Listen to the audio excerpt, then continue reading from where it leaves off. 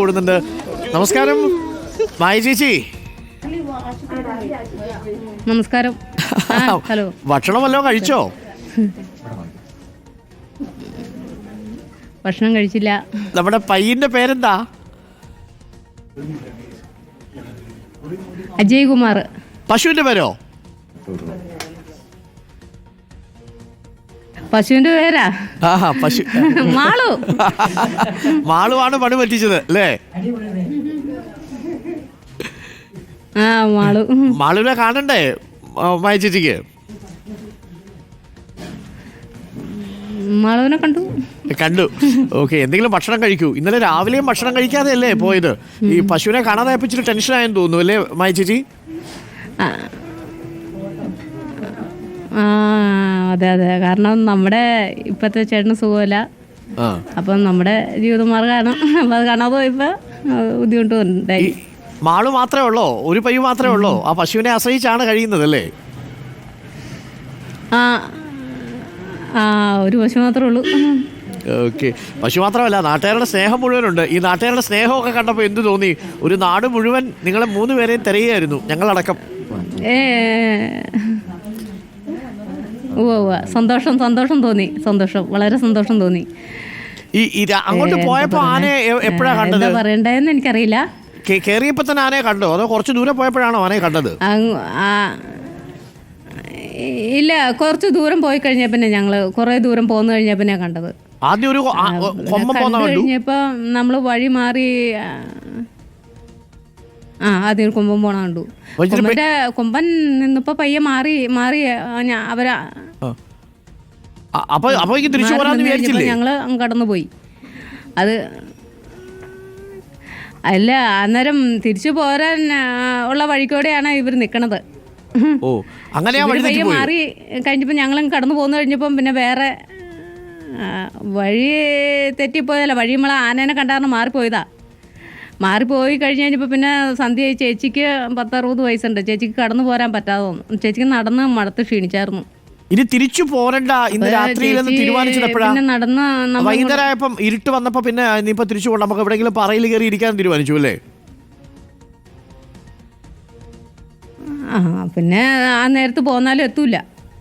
നിങ്ങൾ ഇവിടെ അന്വേഷിക്കാൻ ആള് വരുന്നുണ്ടെന്ന് നമുക്ക് അറിയില്ലല്ലോ. അതെ. ഈ 3-ൽ ആരാ കൂടുതൽ ധൈര്യമുള്ളത്?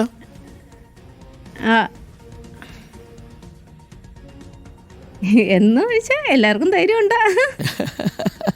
ഈ പാറയുടെ മുകളിൽ കയറി കാര്യങ്ങളൊക്കെ അറിയാവുന്നതായിരുന്നു.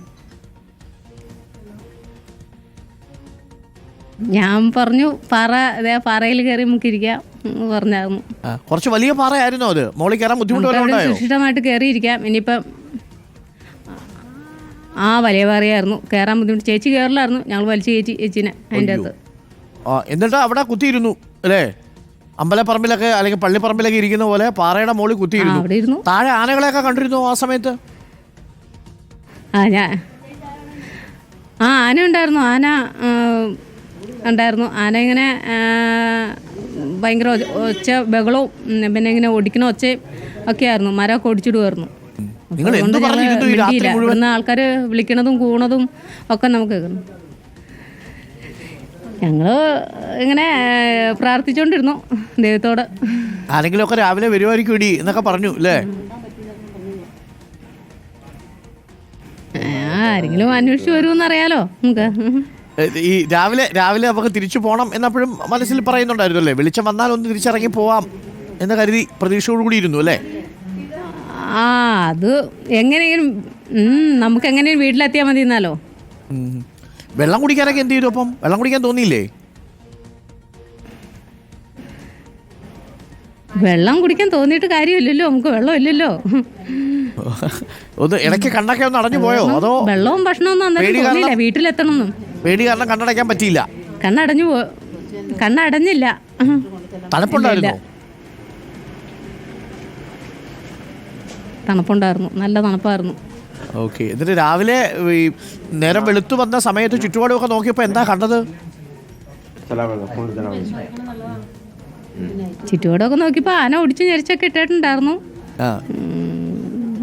നമ്മുടെ പ്രാർത്ഥനയൊക്കെ അതായത് ഇങ്ങ് ഇറങ്ങിപ്പോന്നു. അതിനിടയ്ക്ക് നമ്മുടെ ഈ തിരയാൻ വന്ന ആൾക്കാരോട് ശബ്ദം ഉണ്ടാക്കുന്നതും വന്നവര് വെളിച്ചമൊക്കെ കത്തിക്കുന്നതൊക്കെ കണ്ടില്ലായിരുന്നോ? അപ്പം പേടിച്ചോ?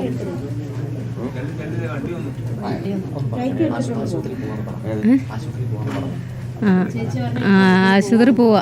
ശരി എന്നാ ചേച്ചി പോകട്ടെ. ഭക്ഷണമൊക്കെ കഴിച്ചോളൂ. ആശുപത്രിയിലൊക്കെ പോയി ഒരു ട്രിപ്പൊക്കെ ഇട്ട് അത്യാവശ്യം ഭക്ഷണമൊക്കെ കഴിച്ചാൽ ഹാപ്പി ആയിട്ടിരിക്കൂ. ഒരു പശുവുള്ളെങ്കിൽ കുറെ മനുഷ്യർ കൂടെ ഉണ്ട് കേട്ടോ. സന്തോഷമുള്ള സ്നേഹമുള്ള മനുഷ്യരാ. അപ്പൊ സന്തോഷമായിട്ടിരിക്കുക. അപ്പൊ മാളുവിനോട് ഞങ്ങളുടെ അന്വേഷണം പറയണം. പറയാം. ഞങ്ങൾക്കും എല്ലാവരോടും നന്ദിയുണ്ട്.